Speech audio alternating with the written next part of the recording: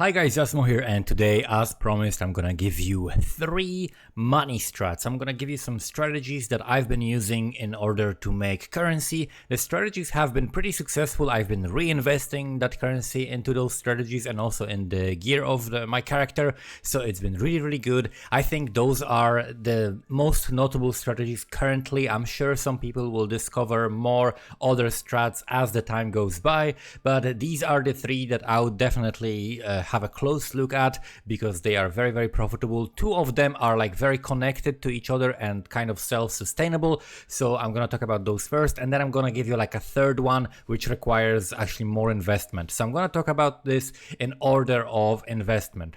The first strategy, the first thing that I would recommend to farm is to actually do Blighted Maps. The change to Blighted Maps, which makes now the quantity modifiers affect the blight chests at 20% of the value, is actually massive. You can now roll these blighted maps and actually get much more loot than before out of them. So here is the strategy, right? You can, at first, if you don't have any that you farmed yourself, you can simply buy one, and then you're gonna be like, okay, but that's like 40 or 50 C for like a T15 or T16 blighted map. How am I ever gonna make this money back? Yes, you are gonna make this money back. I have done this multiple times. Every single time I made multiple times the investment. So I bought, for example, in the footage that you're gonna be seeing now, I bought a T15, I think, blighted map for like 45C, okay? Then what I did is I put on it, I think like 2 crimson oils and 1 violet oil. And then you're gonna be again like, oh my god, crimson oils, that's like 4C each. Yes, but they're gonna go down quickly and you're not gonna be really like trading that many oils. When people buy oils, they just want like one of this, one of that, one of that. It's not really that lucrative to be selling these lower oils because you can't really sell them in bulk well. I would be perfectly happy to use all of these oils that are not like opalescent. Opalescent, silver, gold, I would keep those, but anything below like black oil, red oil, violet oil, indigo oil, whatever else you have, use those. The better oils you use, the more currency you're gonna make and the quicker you're gonna make more currency. So first of all, anoint the map, the blighted map, with 3 oils, as good as you can. I would say anything up to black oil, including black oil, is fine. So use those oils. Then what you want to do is you want to, of course, chisel the map. So you want to get it to 20% quality. Then you want to use Orb of Binding or Alchemy to make it rare, and make sure that you roll like decent quantity. And then what you can also do is also corrupt it. If your build doesn't have like a big problem with running most of the mods, then you can also corrupt the map. If you can manage to get it to like above 100% quantity, that's gonna be massive. Other than that, what I recommend doing is also grabbing sacrifice fragments. So the Atsiri sacrifice fragments, when you put them into the map device with your map, they add quantity as well. So I recommend using those as well. I think Tempests can also proc, so you can also use Tempest Prophecies as well. And this would be adding even more quantity to your map. So you want to just stack stuff that adds quantity, because you cannot use scarabs that do like, you know, breach scarabs or abyss scarabs or whatever. You cannot use those scarabs. You cannot like spawn a legion in there. But what you can do is use the sacrifice fragments, which will give you more quantity. So with all that juice, the total investment of that map that I ran was like 50C, something like that, right?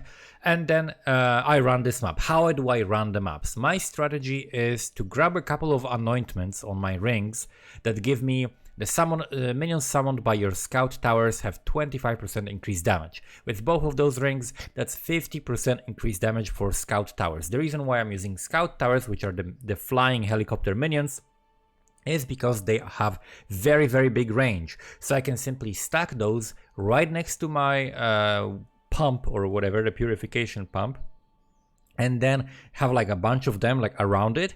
And then closer toward where enemies spawn, I put the glacial cage that will slow the minions down and stop them while the helicopter dudes are shooting at them. That is a very good strategy and makes the maps very easy to manage. I haven't failed a single map. Like Blight is a mechanic that I really don't like. I'm not a fan of blighted maps. I don't like the mechanic. I don't like how like clunky it feels, and I never was a big fan of that before. But it is very profitable, because out of out of the map that you're seeing here, I got 150 something chaos. So that is over 100 chaos profit. 100 chaos profit from one map, and that's a low end in my opinion. I've run maps that I've made 150 or 200 chaos from one single map. So without anything special, you're gonna be making good money. You're gonna be doubling or tripling your investment by doing the blighted maps. Blighted maps are definitely very, very good to run. So that's one of the strategies. It doesn't require much more other than, and the oils, you will self-sustain them, right? Because you will drop a bunch of oils in the blighted maps, so you can use them to anoint the maps and just keep running them again. So that's one of the things. And also you will sustain fragments. I think fragments are very, very common in there as well. The second strategy has to do with two things that are very, very popular and more expensive now because of the changes. So blighted maps are more expensive, and also breaches are more expensive. And there is a region that supports both of those and is actually the best for both of those, and that is Lyra Arthane. Lyra Arthane is currently an extremely good region because of the following nodes. We have Spores on the Wind, which means maps found in the areas have 5% chance to have an area contains an additional Blight encounter enchantment on them. And then be very, very careful, because this enchantment, if you have a map with this enchantment, it will not stack with the Blight Scarab. Currently there is a bug, I have reported it on the forums, that makes it so that whenever you put a Scarab for the Blight on the map that has this enchantment, you only get one encounter. If it worked as anything else, you should have gotten 2 encounters, so it's clearly a bug, and I hope they fix it, because this strategy could be even better if the bug gets fixed. Then we've got also the epidemiology, which means double the chance to drop blighted maps, which is very, very good. And then they're anointed, so sometimes you don't even need to anoint them, because they have sometimes like really, really good bonuses on them as well. And then we've got immune response, which means blight encounters spawn 100% more monsters, and the blight monsters spawn 150% faster. So that's really, really good. And whenever you spawn a blight, you want to click like this button on the bottom right, like right above your abilities, to fast forward so that it starts spawning monsters immediately to save some time as well. So that's great for Blight. You're gonna get some blighted maps out of this, which you can self-sustain. You're gonna get more Blight encounter maps, and if this is the only region on the Atlas, just like I have, you are going to drop the maps with the extra Blight encounter in the same region so that you can keep running them in this region. And that is really, really good. You can also sell these maps if you want. And then Blight encounter spawning quicker is obviously great. Also, there is like 20% increased chance to contain blighted maps or oils, so this is really, really good for Blight. So when you're running these maps, you want to make sure that you're either running a map with the enchant, or that you're running a map with a Blight Scarab. I recommend a Rusted Scarab because the increases don't really justify the price. They are not like proportional to the price. So I would actually run a Rusted Blight Scarab most of the time in these, unless you find one that is better than you just run. But you don't need to go out of your way to buy the better ones. And then the second thing in this zone is the Breach. So here's the thing, breaches spawn 30% increased magic monsters is super good. Like, these small nodes are overrated in a lot of regions, these small, like these tiny nodes, and some regions I would actually go out of my way to like put only points in these small nodes, because people really are overlooking them. In the case of the Blight, this is 60% increased chance to have a blighted map or oil compared to the normal chance, right? So it's like, you're gonna see much more of them.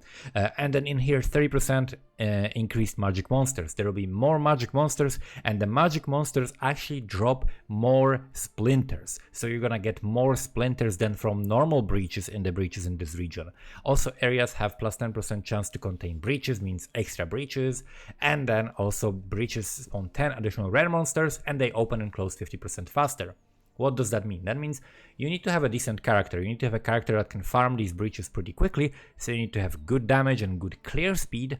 However, if you do, you're gonna get rewarded for it with the maps being quicker and more rewarding. And these breaches actually feel very fun because they're very dense and feel really, really nice. So I'm a big fan of this. I had a map recently where I actually dropped like 49 Chayula splinters in one map, just from two Chayula breaches without the boss.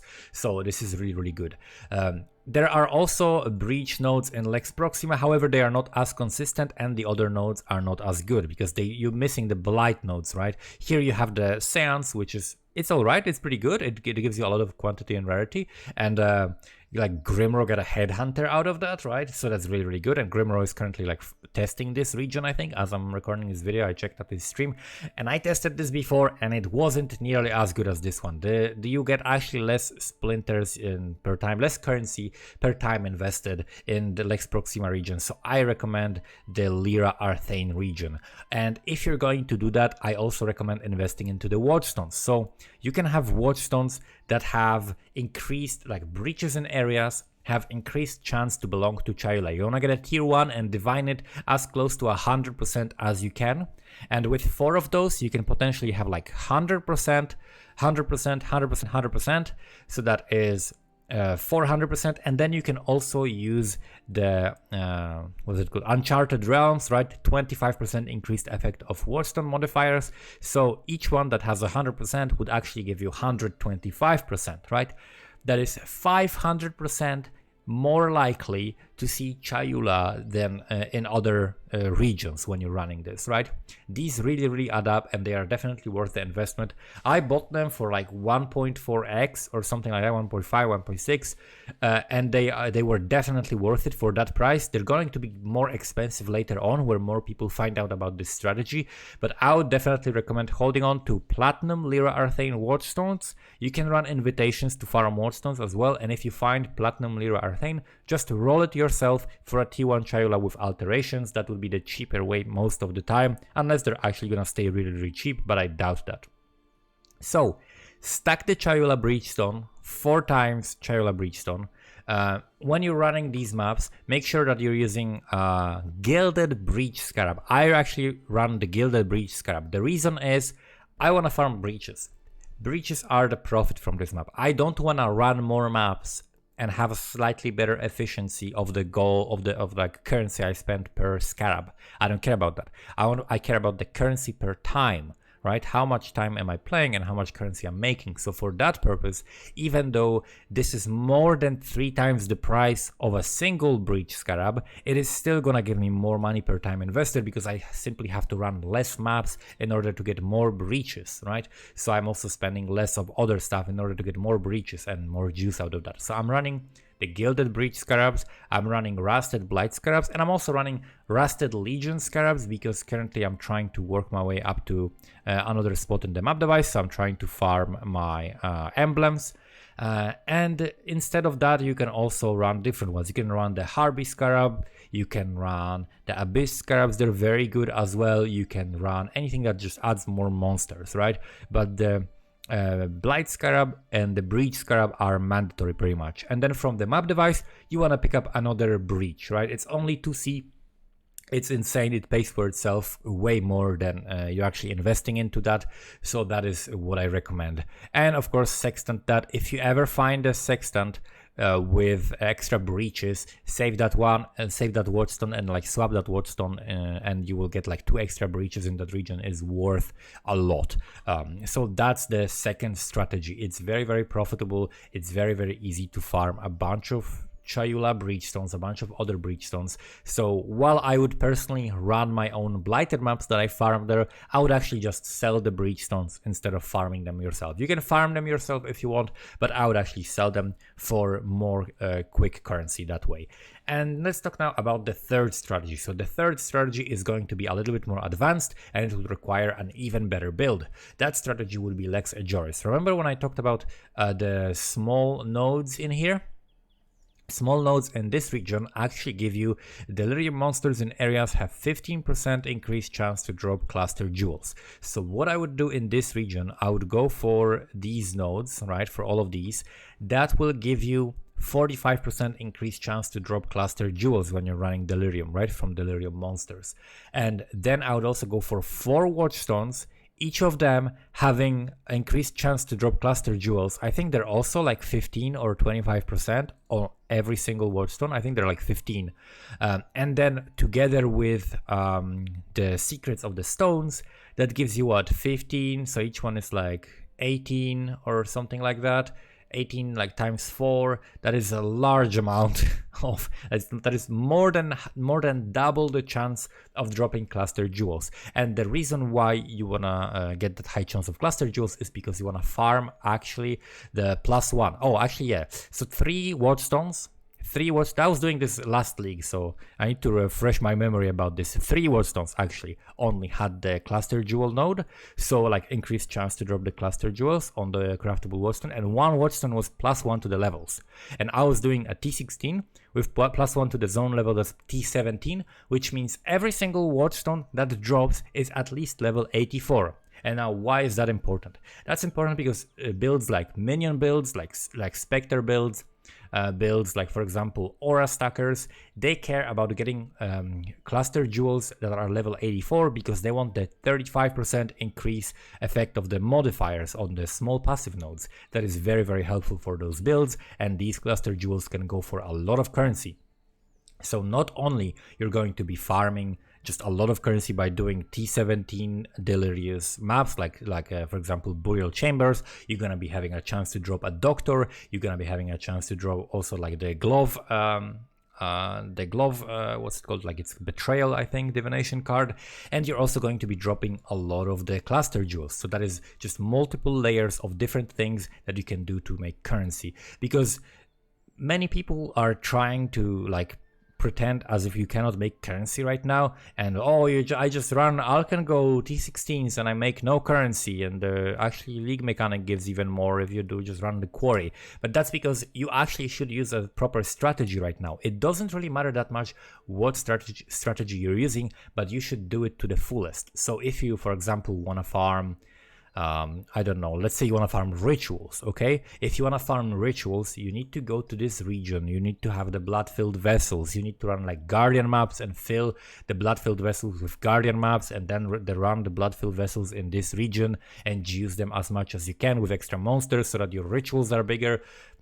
Anything can make currency, right? But you need to make an actual strategy, commit to a region, have craftable watchstones, have the passive skill points, have the right sextants, have the right scarabs, and if you do that, you're gonna be in the same gameplay loop as if you were be doing like just normal T16 maps, but you're going to have the benefit of all of these stacking modifiers working for you over time, so that you're gonna be just getting more and more and more currency. So this is a great example of that, right? Like I invested some currency in this, and I can just now put a T16 map in, put the scarabs that I had, roll some sextants and run it, right? No problem, no effort, but I'm getting much more currency that way than people who are not thinking about a specific strategy, not stacking multiple things together, and so on. So this is definitely my recommendation, right? Recommendation number 1 is the Blighted Maps, and you run them properly, use expensive oils on them, expensive, like couple C oils, use the oils on them,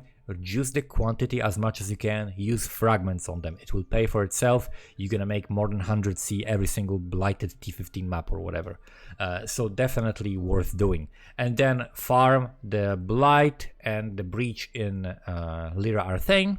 And then the third one is doing like T17s in Lex Ajoris to farm cluster jewels, among other things, right? As well as the headhunter cards, which are gonna be very expensive because headhunters drop rate is very, very low. So the cards are gonna be actually very, very valuable. So that's basically it. Hopefully this has helped you. I was like thinking, should I release this video right away, or should I make some more currency with these methods before everybody catches up to them? But I decided to release it for everybody because you can always find more strategies to make currency. And if I cared about making currency, I would just be sitting in the hideout and flipping, because flipping and heist are like the biggest currency makers right now, but I personally don't like any of these things, so I would rather just play the game and run maps and make money that way. So those are the strategies that I prefer, right? So those are the strategies that I also recommend to you, because I think most of the viewers that I have prefer to actually play the game rather than sit in the hideout and just spam fossils 300 times or whatever, right? So thank you guys for watching. See you next time. You can check out my stream at twitch.tv/AsmodeusStream, and see you next time. Bye bye.